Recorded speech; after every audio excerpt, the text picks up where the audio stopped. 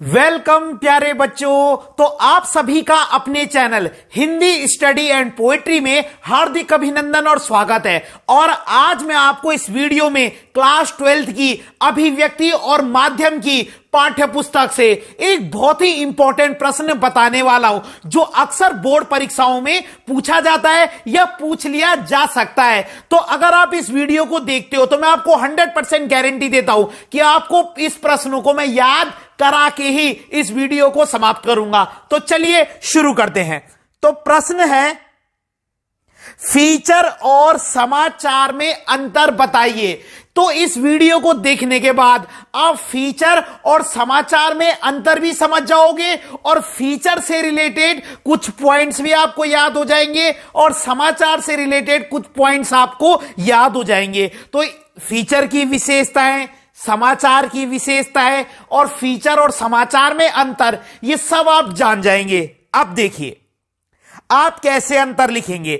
एक तरफ आप फीचर लिख देंगे और एक तरफ आप समाचार लिख देंगे। अब फीचर के बारे में पहली बात क्या है, ढंग से सुनिए।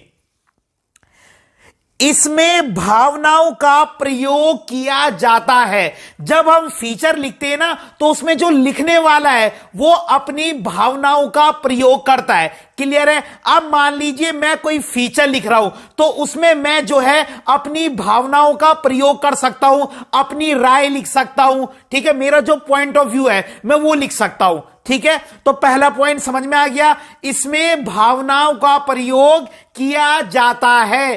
किसमें? फीचर में। इसमें भावनाओं का प्रयोग किया जाता है। समाचार में भावनाओं का प्रयोग नहीं किया जाता है। अब क्या आप समाचार में अपनी फीलिंग्स भी लिख सकते हो? नहीं, समाचार में तथ्य लिखने पड़ते हैं, प्रूफ होना चाहिए आपके पास। आप अपनी मर्जी से अपनी भावनाओं से कुछ नहीं कह सकते, ऐसा नहीं है, उसको हम समाचार नहीं मानेंगे। ठीक है, तो फीचर में क्या होता है, अपनी भावनाओं का प्रयोग किया जा सकता है और समाचार में अपनी भावनाओं का प्रयोग नहीं किया जा सकता। पहला डिफरेंस समझ में आ गया। फीचर और समाचार में क्या अंतर है। फीचर में अपनी भावनाओं का प्रयोग किया जा सकता है, समाचार में अपनी भावनाओं का प्रयोग नहीं किया जा सकता। अब सेकंड पॉइंट क्या है, फीचर में कल्पनाओं का प्रयोग किया जा सकता है। फीचर में आप अपनी इमेजिनेशन से कुछ भी लिख सकते हैं, ठीक है, जो आपको लगता है, तो इसमें कल्पनाओं का प्रयोग किया जाता है।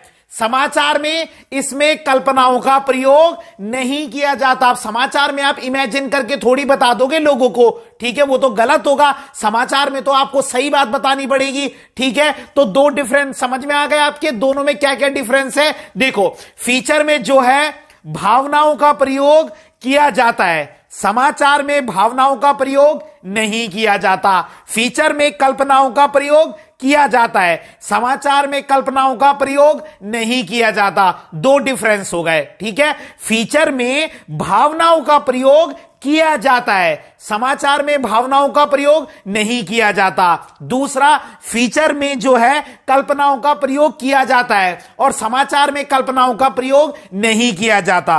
अब तीसरा अंतर, फीचर जो है वो कथात्मक शैली में लिखा जाता है। फीचर कथात्मक शैली में लिखा जाता है और समाचार उल्टा पिरामिड शैली में लिखा जाता है। बहुत इंपॉर्टेंट है ये उल्टा पिरामिड शैली से जो है 3 मार्क्स का भी क्वेश्चन आ जाता है कई बार।